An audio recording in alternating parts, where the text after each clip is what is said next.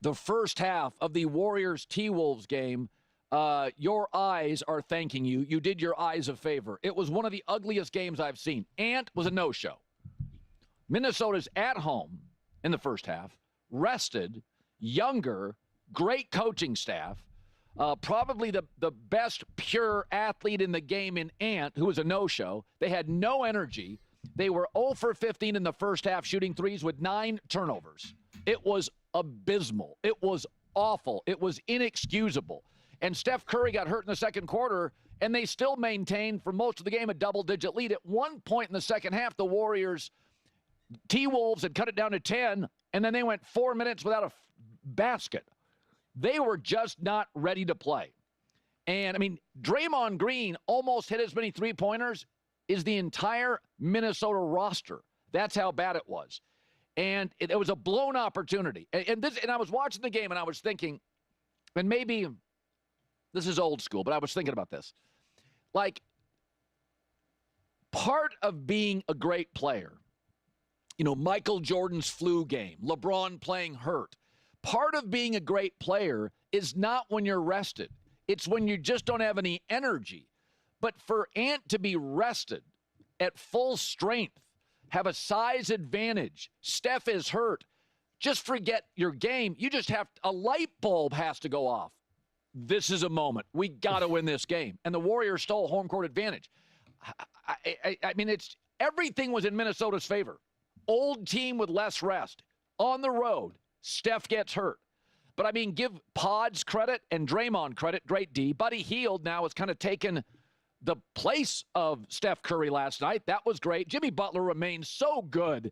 You know, and what I love about Jimmy Butler, it's not about a three-point shot. When they need a bucket, the lead gets down to 10 or 11, boy, they go right to Jimmy Butler. He is a bucket every time they need it. But I think this was not about how well the Warriors played. At one point late in the game, I almost tweeted this. I'm like, are the Warriors playing well? I know they have no Steph and they're leading by 12 on the road. I don't even think they played well.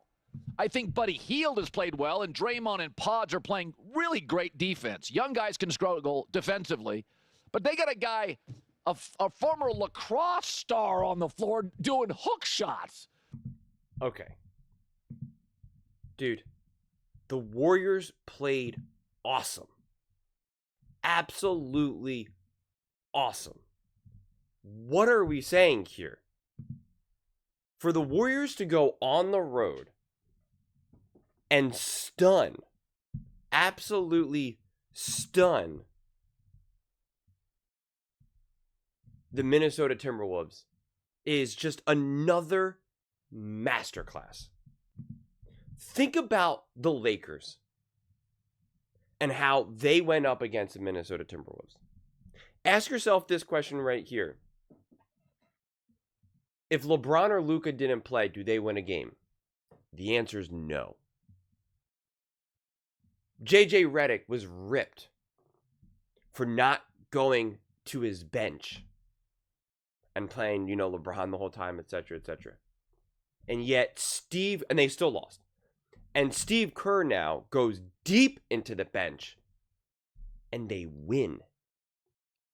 It was an absolute masterclass. It was the definition, the slogan for the Warriors used to be strength in numbers. Dude, that was the definition of strength in numbers, and having all of them ready to play. And can we please stop pretending like defense? They held them to 89 points. Yeah, they were missing some shots too, but the defense was awesome in huge key moments. Like, it wasn't like they were just missing threes or something. Like, it was great defense. Great, physical, tough, hard defense. And to be able to have all of these bench players suddenly get thrown into a playoff game on the road and still all look very composed. I mean, it was really Moody, the one that looked like a little bit disconnected.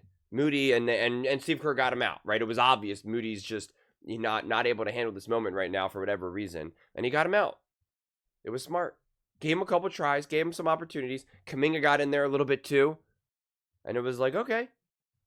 Kuminga played some pretty good defense, moved the ball around, hit a three, I believe. I think in the corner. GP hitting a three. I mean, like, there were so many key shots that were hit, especially down the stretch. And to say, like, oh, they went 4 minutes without scoring a point, so did the Warriors. Like, that's what basketball is. You can't just be like, oh, the Timberwolves didn't score for, like, 4 minutes. Like, therefore, they lost the game. The Warriors had the exact same thing. And it was, I think it was in, like, the fourth quarter, when you felt the game was like, oh, my God, are the Warriors going to let this game go? And you're thinking, like, especially if you're a Warriors fan, you're thinking, like, the Warriors cannot let this game get away from them. They're about to win game 1 on the road with Steph Curry only playing for, what was it, like 13 minutes. And it was remarkable. And again, it's so perfect that this happened with Ant against the Warriors. Because Steph Curry only scored 3 points in the first half.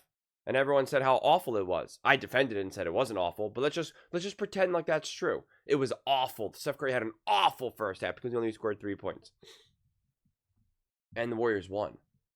Game 7 against the Rockets. And so now Ant has 0 field goals in the first half, which I'm not sure if he was held scoreless, if he had a free throw or not. I'm not sure. And yet they didn't win. They weren't able to get this all connected. I mean, the Warriors beat them in a way that the head coach for the Timberwolves now is like literally calling out Ant, which I think was not a good move at all by any stretch of the imagination. I don't like what he said at all. I'll make a separate video about that. Even if what he's saying is accurate, it's just not the way you go about it. And it's just ask yourself if Steve Kerr, if Draymond played that way or Steph played that way, like Steve Kerr wouldn't be saying the things that the head coach said for the Minnesota Timberwolves. So again, it just shows you how well coached, how well organized, how well prepared this team is. Now, of course, it's a bittersweet victory. I'm making this video right now. I don't have any other extra information. When I'm recording this video and releasing it, the MRI for Steph hasn't been done yet. Hopefully, it's just a strain.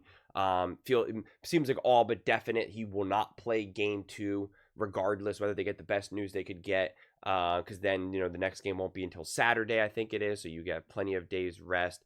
And then and if they are able to win game 2, then there's the question of like, well, do they even play him in game 3? Game 2, I think, will be hard. We've seen this a lot over the years in the NBA. Game 1, the team that's supposed to win gets stunned a bit, gets a little shocked, gets a little bit like, oh my God, what just happened? And there's always like this bounce back in game 2. The refs let them be physical, especially early on. And then there's always seems to be this like rebound effect where now game 2, they're calling a lot more fouls. Like I would not be stunned if in game 2, within the first 5 minutes, Draymond Green picks up 2 fouls. It's like, I've seen that a million times over. So to me, game 2 is arguably the hardest game to predict in NBA, because it just seems like, especially after a game like this, that like surprises people. And it is a surprising win because Steph Curry didn't play. Steph Curry was about to go for 50. I mean, the dude was scoring a point a second, and he was making his shots. Dude, he was on one. He was on one. I hope he's okay. Even if you're a Minnesota Timberwolves fan, this is not the way how you want this series to go. You want Steph to be healthy. You want him to be a healthy, if you're a huge Ant fan and you want him to go, become the next big thing, it's like, well, then you want him to be a fully healthy Steph Curry in the Warriors, not someone who's laboring. But this was a gritty win. This was a tough win. This would have been so easy for the Warriors to panic and unravel and even let the game get away from them in the end, because they got it down to what, like 8-9 points, maybe even less. I forget exactly. It got down to a single digit and it was getting close. And then you don't have Steph in those moments. Not even do you just not have Steph to hit shots and handle the ball, but you have one less player on the floor who you can fully, truly, deeply to the core trust. Right? I mean, I talked about that a lot. That was one of my biggest arguments of why it's hard to put Kuminga on the floor. you know, because it's like he's not someone who, when you have the ball with a minute 30 to go, that you just know he's going to make the right pass. He's going to dribble when he's supposed to dribble. He's going to shoot when he's supposed to shoot. Like, you know, it's uncomfortable. So you just, even that now, even if you just took away all of Steph's shooting abilities and his ability to make shots, he's still more important to have on the court than pretty much any other bench player, because he at least is going to make the right decision. He's another player that you can trust in that moment. And so when you have to go deeper into the bench, it's like it just gets a little bit more dicey. You know, it really does. And Jimmy Butler's still obviously not 100%. You see it. He keeps doing the same thing where he's driving, he stops, he like pump fakes, and he just like, he can't get the lift. He doesn't go for the tough free throws and contort his body because he doesn't want to hit the deck. Like, it's that is a thing that he is obviously dealing with. And, you know, again, he's going to need more. Post game, he was like, oh man, we need to get Steph back. You know, it's a lot harder without Steph. And it's like, well, game 2, you're not going to have Steph, so you're going to have to rise to the occasion. And, you know, I think they can win game 2. Like I said, I think you're going to see a Timberwolves team that's going to come out on fire, and then the question mark with how the game will be officiated. But, like, you're going to need Buddy Hield to go off. You're going to need Kuminga. You're going to need these other guys to actually truly step up. Because make no mistake about it, the Warriors won this game, and Steph didn't play for the whole game, but he still put up 12 or 13 points, and they needed all of them. They needed every single one of them to win this game. You know? So, it's going to be a fascinating game, too. It really, really is.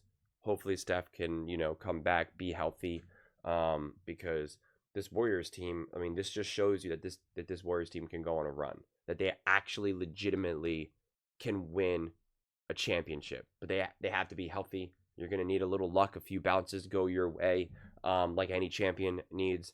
And, you know, it's just a matter of what do the basketball gods have to say about it. But those are just my thoughts. I'd absolutely love to hear yours. What do you guys all think about the Golden State Warriors stunning the Timberwolves? Let me know in the comments below. I read every single comment, so whether you agree with me or disagree with me, either way, let's get in some discussions. Let's get in some fights. But ultimately, let's just have some fun. And please do consider subscribing. We are building an amazing community here, and absolutely love to see you part of it. I want to build something that we all genuinely feel connected to. Something that we're really excited to be part of. I think we're on our way to doing it. Please don't forget to give this video a thumbs up, as it really does help with visibility and the algorithm. Thank you so much. See you next time.